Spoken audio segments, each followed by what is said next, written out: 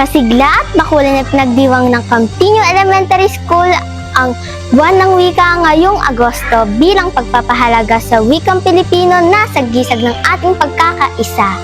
Ipinamalas ng mga batang mag-aaral ng Campiño Elementary School ang kanilang ganda at kakisigan sa pagsuot ng makukulay na tradisyonal na kasuotang Pilipino sa selebrasyon ng buwan ng wika ngayong Agosto.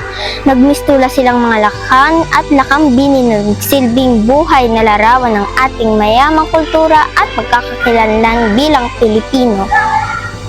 Isinagawa ng paaralan ang iba't ibang aktibidad na nagbigay diin sa kahalagahan ng wikang pambansa at kulturang Pilipino. Sinayaw ng mga piling mag-aaral ang katutubong sayaw na nagpaalala sa kahalagahan ng ating tradisyon at kasaysayan.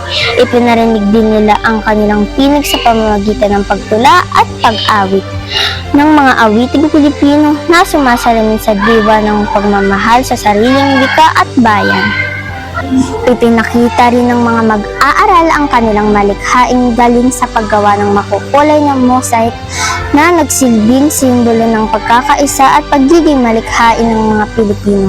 Sa bawat detalyeng inalagay at kulay na pinagsama-sama na iparating ang mensahe ng pag-ibig at pagmamalaki sa kulturang kinabibilangan.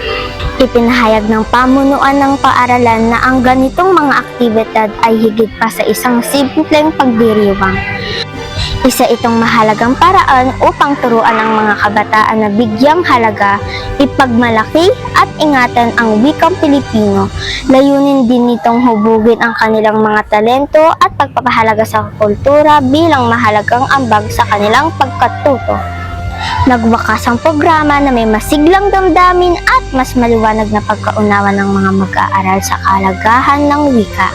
Sa mga ngiti ng mga bata, sa kanilang sining, sayaw, awit at tula, malinaw na naiparating ang diwa ng mensahe.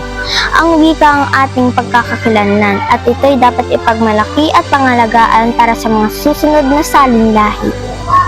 Ako si Mia Balagtas mula sa 5SPJ sa pamamatnubay ni Sir Franklin G. Catabas at ni Principal 3 Dr. Trinidad G. Beltran, nag-uulat para sa DepEd Hour.